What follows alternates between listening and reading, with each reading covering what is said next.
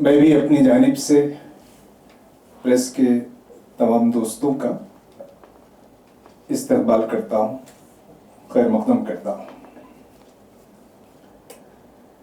इस मौके पर जो पहली बात आपके सामने रखनी है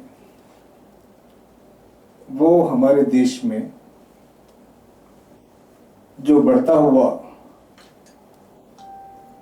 एंटी मुस्लिम वायलेंस,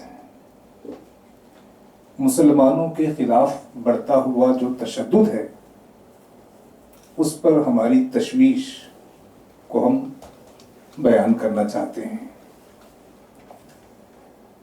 उसकी मौजूदा हालात में जो सबसे बड़ी शक्ल सामने आई है वो अलीगढ़ के करीब 4 मुस्लिम अफराद को गुंडों ने, इंतहा पसंदों ने, एंटी सोशल एलिमेंट्स ने,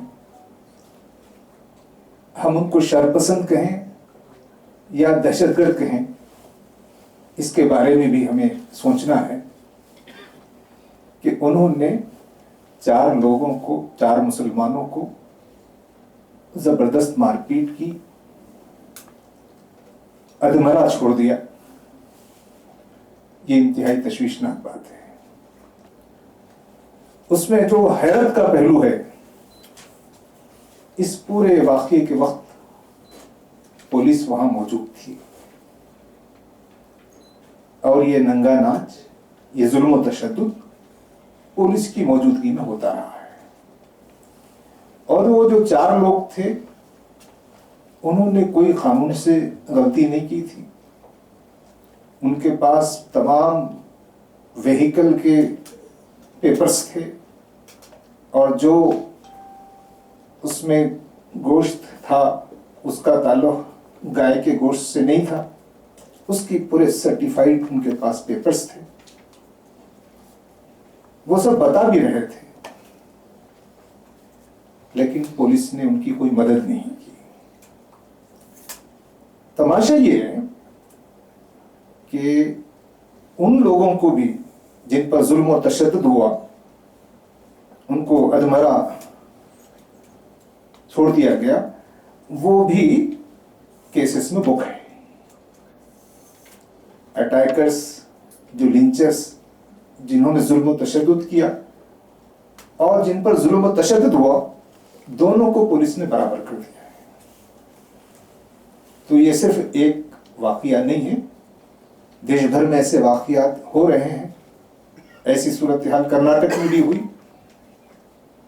वहां पर एक मस्जिद की कमेटी के सदर को, सेक्रेटरी को, वहां पर ऐसे ही जालिम लोगों ने, जिनको लोग हिंदुत्व, इंतहा पसंद भी कह रहे हैं, अब इंतहा पसंद कहें, दहशतगर्द कहें, तो ये अमल जारी है। तो इसकी हम सख्त मजम्मत करते हैं।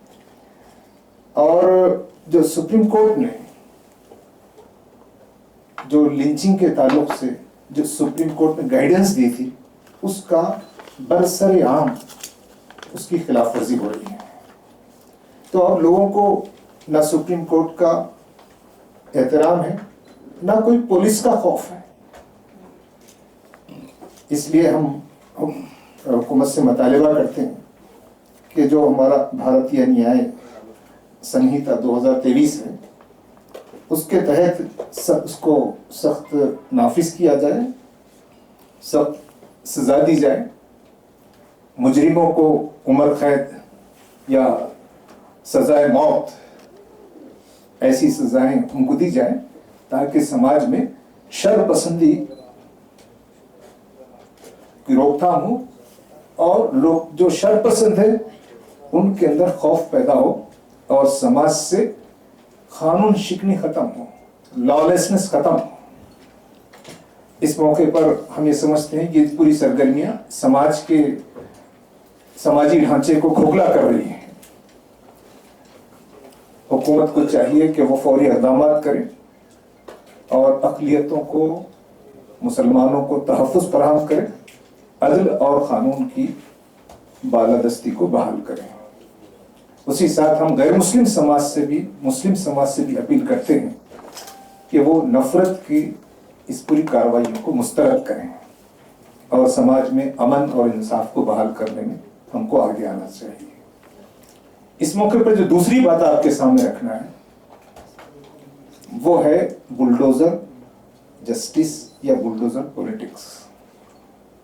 अभी थोड़े दिनों पहले उत्तर प्रदेश में बहराइच, श्रावस्ती, बलरामपुर, ये जो सरहद के नेपाल की सरहद से जुड़े हुए जो अजला हैं, वहां पर मसाजिद को, मदारिस को, कब्रिस्तान को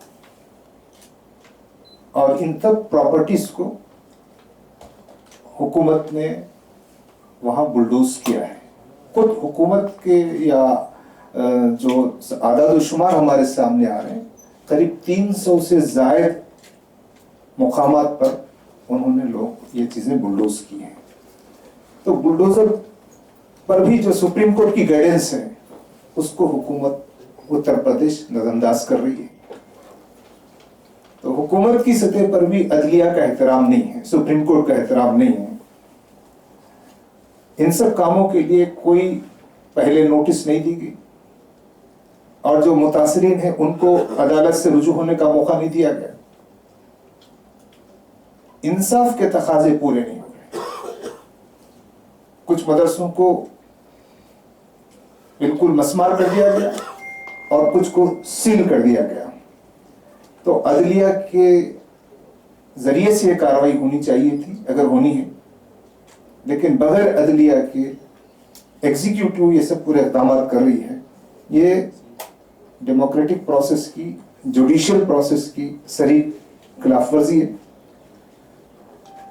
हम इस मौके पर यह मुतालबा करते हैं कि गैर कानूनी जो बुलडोजर कार्रवाइयाँ हैं, उनके जो जिम्मेदार अफसर हैं उनके खिलाफ सख्त कार्रवाई होनी चाहिए और तमाम शहरियों के हुकूक का तहफ़्फ़ुज़ हो। हम फिर एक बार हुकूमत से मुतालबा करते हैं कि वो कानून की बालादस्ती को बहाल करे और जो दस्तूर की जो बुनियादी ढांचे में बातें हैं, मसावात की, आज़ादी की, इंसाफ की, भाईचारगी की, इसके जो धज्जियां हुकूमत उत्तर प्रदेश बिखर रही है, उसकी फौरी रोकथाम हो।